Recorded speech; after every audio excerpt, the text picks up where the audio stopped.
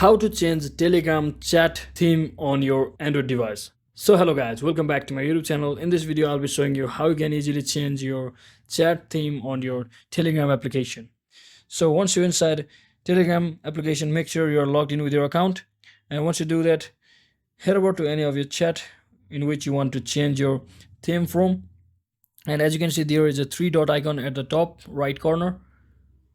Simply click on it and find the change wallpaper setting option, and once you click on it, you will have different multiple choices of wallpaper or theme to change from. Simply select the one that you like the most, and once you click on it, as you can see in the background over here, it's changing just like that.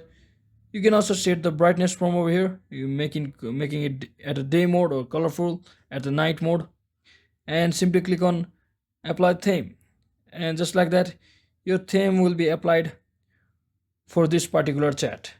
So you can also add theme from your by choosing from your gallery as well, as there is option. So hope this video was helpful. If it was, don't forget to like and subscribe to the channel. See you on the next one.